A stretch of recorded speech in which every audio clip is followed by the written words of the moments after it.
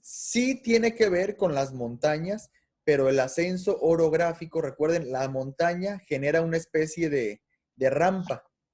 ¿Sí? La montaña genera una rampa, entonces viene el aire húmedo, rampea por la montaña y ese aire húmedo cuando llega al punto de rocío, se condensa y se forman las nubes. También tenemos el ascenso térmico. A ver, ¿alguien recuerda el ascenso térmico a qué hacía referencia? En clase lo vimos Pues con otro nombre. ¿Sí, Trini? era por el calor que subía. ¿Ok?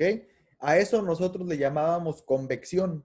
El calor sube y a medida que sube, baja la temperatura, se condensa, se forma la nube y después retorna y forma un ciclo, básicamente el que vimos cuando hicimos la nube en clase, ¿no? Aire caliente sube, se enfría en la parte superior de la troposfera, eso eran los hielos en el experimento que hicimos, se enfría, baja, se calienta, sube, se enfría, baja, etcétera. Después tenemos el ascenso frontal, que son los frentes fríos. Ya les decía yo que un frente frío es una cuña, aire frío que avanza y conforme avanza el aire frío, avienta hacia arriba el aire caliente y eso genera la formación de nubes.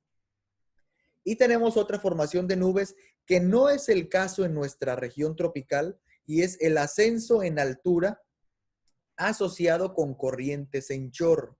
Las corrientes en chorro, si recuerdan, eran aquellas regiones alrededor del planeta que se ubicaban entre las celdas, especialmente entre la celda de Hadley y la de Ferrel, y entre la de Ferrel y la celda polar. Entonces dijimos que eran regiones con vientos muy intensos en la altura, alrededor de 300 kilómetros por hora, y esos cinturones de viento generan también la formación de nubes. En nuestra región, no. Entonces, una pregunta aquí. A ver, listos. A ver, Martín, Miguel Ángel Arias, que también entró, dice, ¿qué cree que suceda si una masa de aire se topa con una montaña u otra estructura topográfica de gran altura en condiciones atmosféricas inestables? ¿Qué creen que suceda? Se desbarataría la nube, ¿no? ¿Por qué? O rampearía.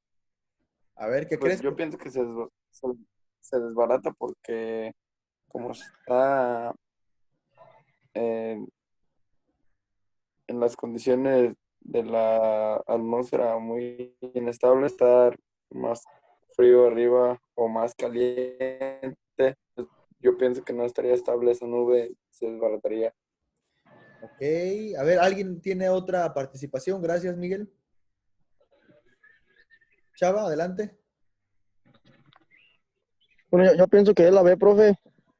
La B dice, la masa de aire ascenderá y pasará al otro lado de la montaña. ¿Okay? Y la A dice, la masa de aire se detendrá y se acumulará en la falda de la montaña o en la ladera. A ver, piensa en esta situación. Tenemos una montaña, gracias Chava, tenemos una montaña.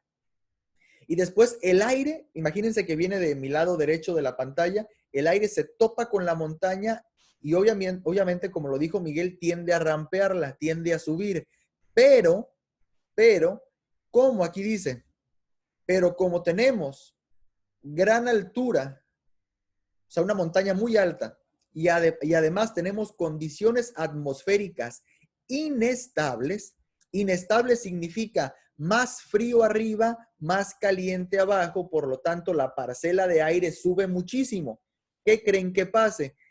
¿El aire logrará pasar la montaña o el aire será succionado por la parte superior de la montaña por tanta inestabilidad que hay? Chava, ¿reafirmas el inciso B o cambias?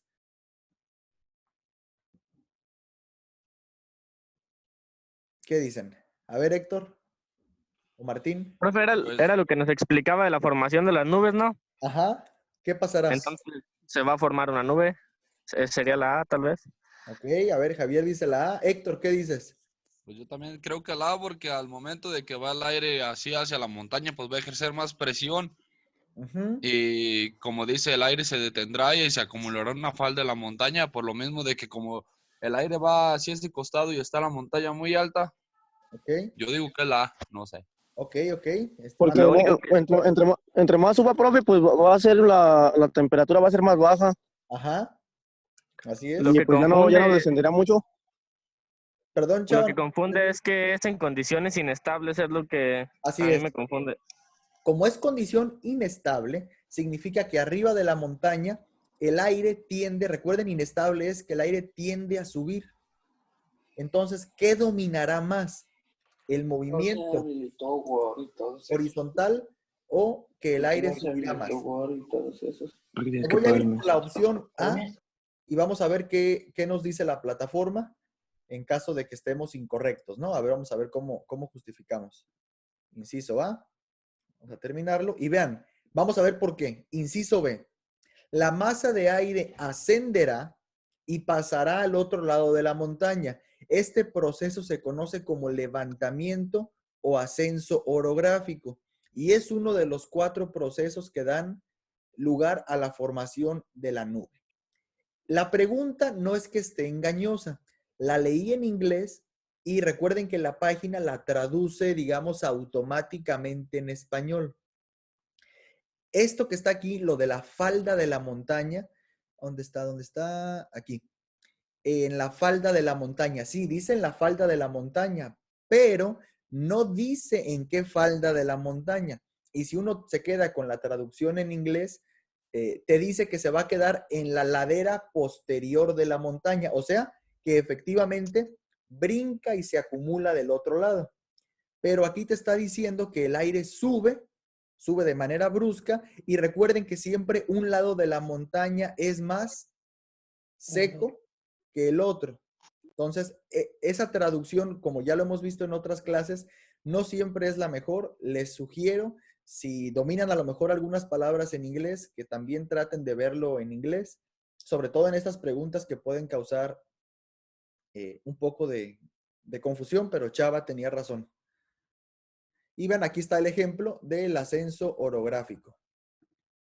Vean, ahí tenemos la montaña, el viento llega de este lado, de donde está el mouse, y vean cómo aquí la nube empieza a crecer en la falda de la montaña. Vean, empieza a crecer, ya está lloviendo, vean, aquí se ve la precipitación, y ya crece aquí el cumulonimbo. En términos simples, el ascenso orográfico es el levantamiento del aire a causa de la montaña, o sea, una rampa, y el ascenso orográfico es provocado por, punto 1, el movimiento del aire ladera arriba, y la desviación del aire hacia arriba ocurre por un choque de aire con una barrera montañosa, en pocas palabras es una rampa. Y vean, aquí hay algo importante. Héctor, ¿me ayudas a leer aquí, por favor? Esto es importante. Lo rojo. Ajá. El aire cuyo ascenso está forzado en una de estas dos maneras de enfriar al ritmo gradiente adiabático seco. Adiabático. 1 grado centígrado por cada 100 metros de altura. Si esta masa de aire alcanza un punto de saturación y sigue ascendiendo, se forman nubes y el aire saturado pasa a enfriarse al ritmo del gradiente adiabático húmedo. Húmedo. Vean, esto tiene que ver ya más con la termodinámica. No nos vamos a meter en esos detalles, pero lo voy a explicar. El aire se clasifica en 2 tipos de características principales. Cuando el aire no está saturado, significa que el aire todavía tiene espacio para absorber agua. ¿Ok? ¿Cuándo ocurre esto?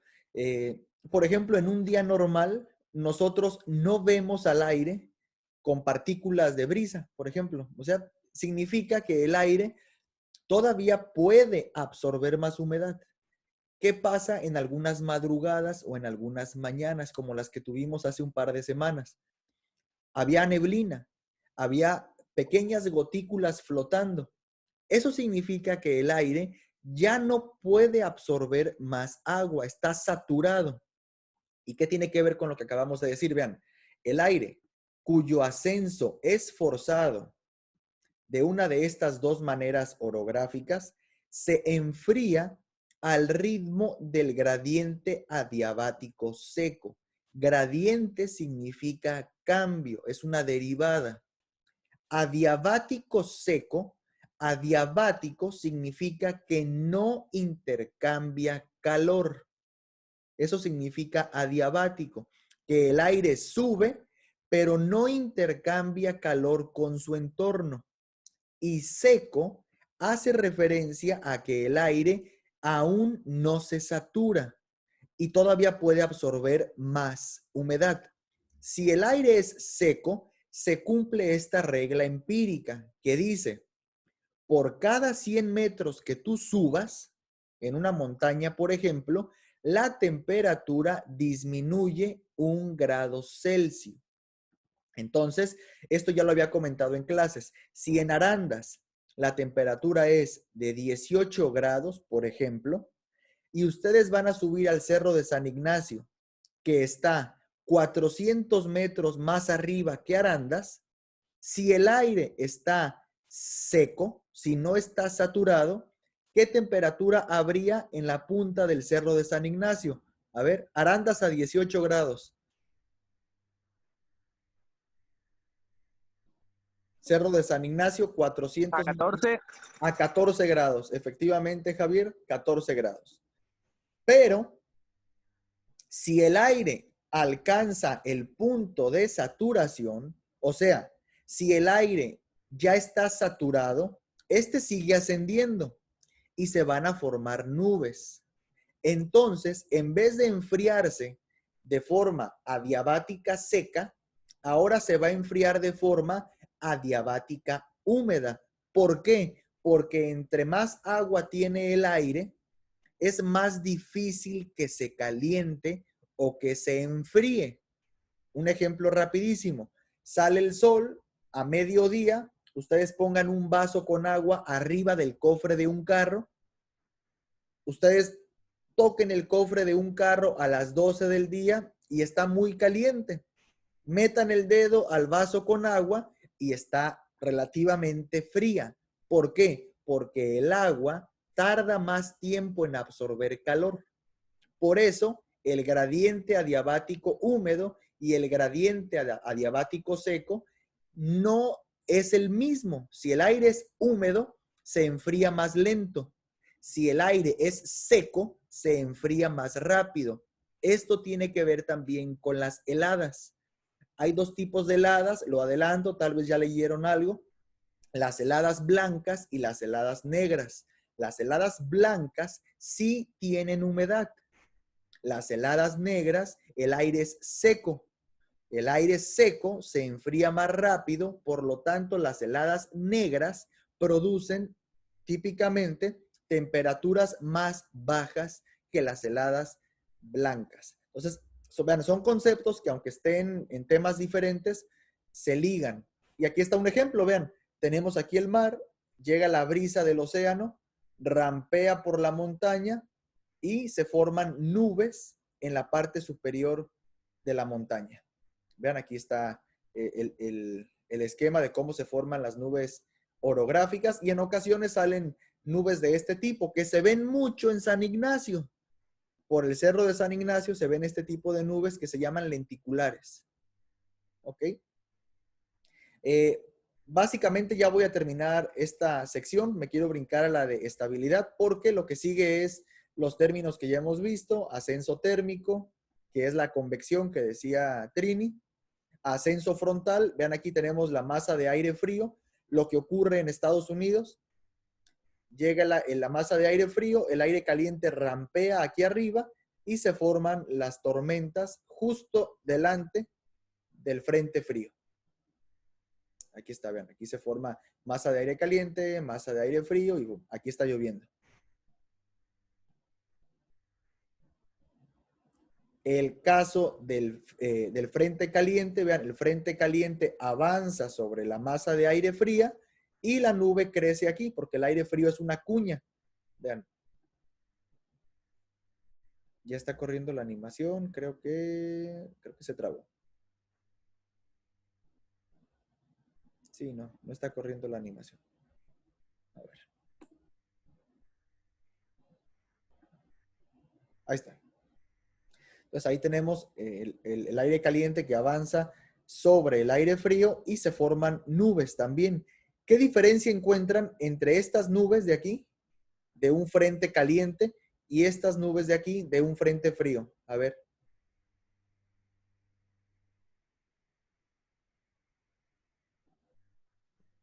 ¿Qué La expansión de diferencia? la nube.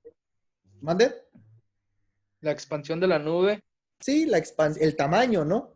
El tamaño de la nube o la expansión. En el frente frío tenemos nubes mucho más grandes de desarrollo vertical, como los cumulonimbos, y en los frentes calientes tenemos nubes más bien estratificadas que no crecen tanto y por lo tanto no generan tormentas eléctricas como en los frentes fríos.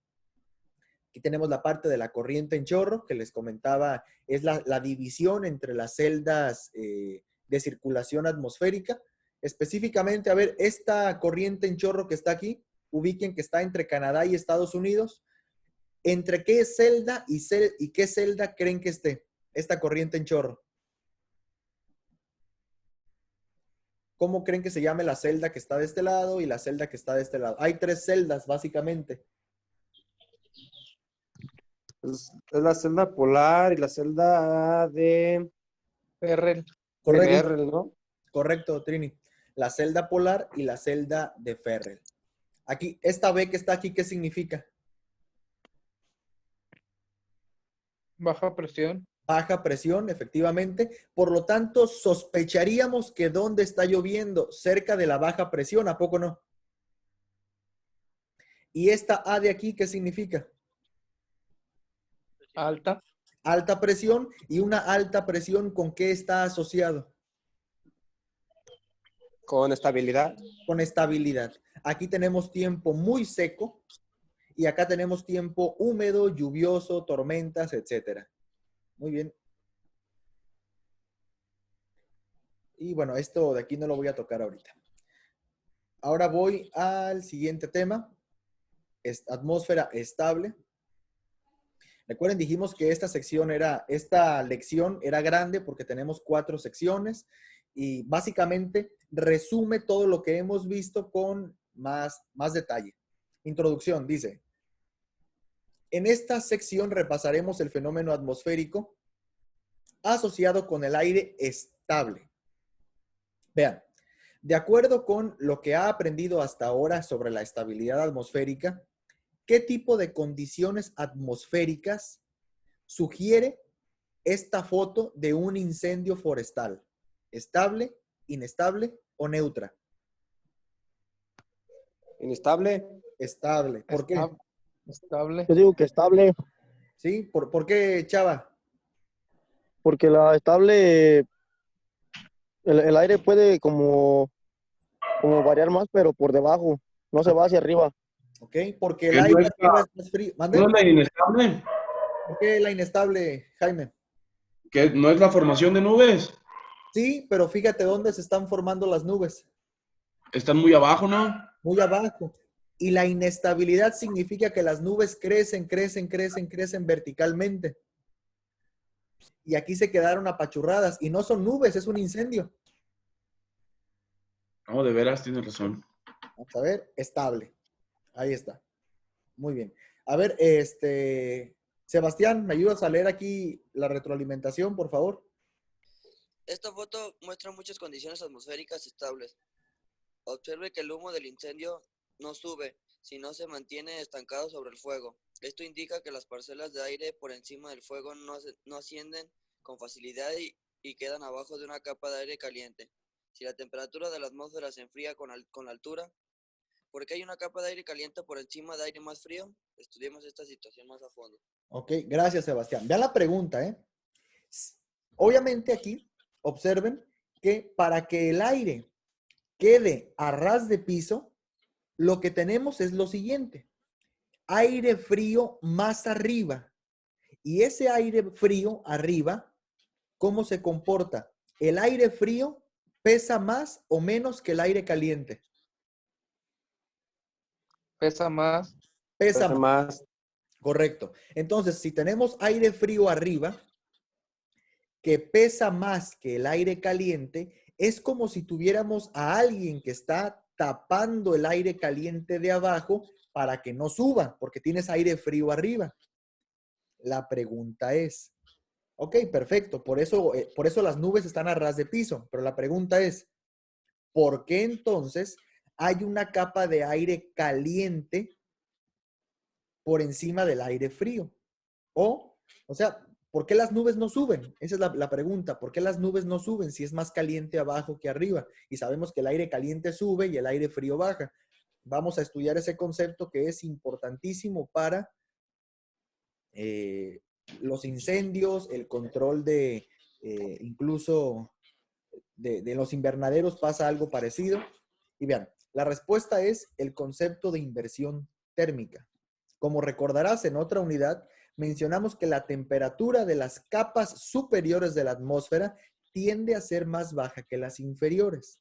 A veces, sin embargo, la temperatura de la capa del aire estable aumenta con la altitud. Es decir, en ocasiones, en vez de que la temperatura disminuya a medida que tú subes, en ocasiones la temperatura aumenta.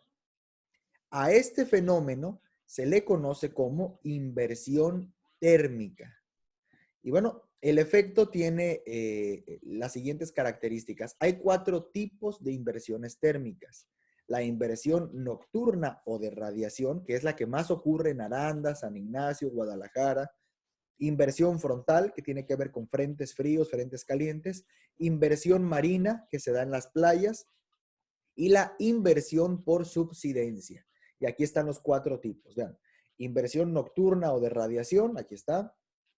Inversión frontal. Vean aquí cómo está encapsulado el incendio en el aire frío. Inversión marina y la inversión por subsidencia. Subsidencia significa que el aire frío de arriba baja, apachurra. ¿Ok? Avanzamos. Inversión nocturna. Consideremos en primer lugar los procesos asociados con la inversión nocturna. Entonces, vean, aquí tenemos un incendio, se nota todo en la capa de humo cerca de la superficie. Y la pregunta es, estudie esta foto y escoja las condiciones que, de acuerdo con su experiencia, observaría después del amanecer de existir una inversión térmica por encima de la zona de un incendio. A ver, estudien la imagen y ahorita me dicen cuál de las 4 opciones es la correcta.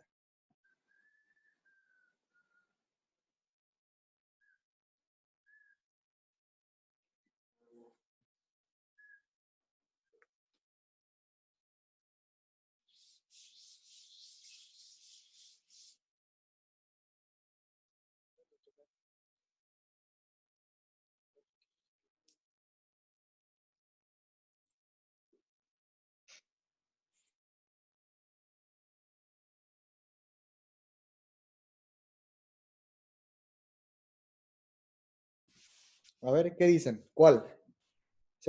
Trini o Chava, ¿qué dicen? Yo digo la B, profe. ¿La B? Hay condiciones Sí. de escasa dispersión de humo y visibilidad. ¿Están de acuerdo? Yo también digo que es la B, Ok. pero también estoy como con La la A. C. La situación permanece sin cambiar. El aire se Estoy expande, se diferente. calienta. ¿Qué dicen? A ver, la B. ¿Alguien más o tiene otra opción? No. La B. Correcto. Muy bien. Dice, bueno, cuando una parcela de aire asciende, se comprime y se calienta. Todo lo contrario a lo que ocurre con las parcelas de aire ascendentes. Esto es, perdón, cuando la parcela de aire desciende. Desciende, hace más frío, se comprime y se calienta porque las partículas chocan más rápido entre ellas. Entonces, hay una condición de escasa dispersión del humo porque el aire tiende a estar pegado al suelo y obviamente una visibilidad baja. Bueno, aquí se ven las condiciones, vean. Baja visibilidad, el humo permanece cerca del piso, etc. Bueno, vamos a ver aquí una animación de las inversiones nocturnas. Vean, el humo se estanca porque el aire superior es más frío. Entonces, vean aquí, se estanca el humo. y hasta el amanecer. En el amanecer vuelve otra vez a cambiar. Vean, ¡fum! Sube al amanecer. Por eso la niebla, cuando amanece, es una de las razones por la cual amanece y ¡boom! Se levanta la niebla. Okay. Importante, vean esto, un cinturón térmico. Por favor, Jaime, ¿me ayudas a leer aquí? Esta parte de aquí. Sí, claro. Gracias. Aunque por lo general las inversiones tienden a suprimir la intensidad y la propagación de los incendios, cerca del límite superior de la inversión se produce un fenómeno meteorológico denominado cinturón térmico, que a menudo tiene repercusiones importantes para a la seguridad del personal y las medidas del control del incendio forestal. El cinturón Más térmico abajo. se forma donde el límite superior de la inversión nocturna entra en contacto con las paredes del valle o las laderas de la montaña. Esta zona marca las temperaturas más cálidas de esa capa inferior de la atmósfera. Vamos a ver. Y también el nivel de humedad más bajo, por eso es peligroso, hay poca humedad. Pues ven aquí, tenemos el incendio, vean el cinturón térmico. Es una zona con muy poca humedad. Aquí está, aquí se forma, aquí se concentra. A dar vuelta, plantar hasta la mera orilla y con el tratar como de vuelta. Y las temperaturas más cálidas. Bueno.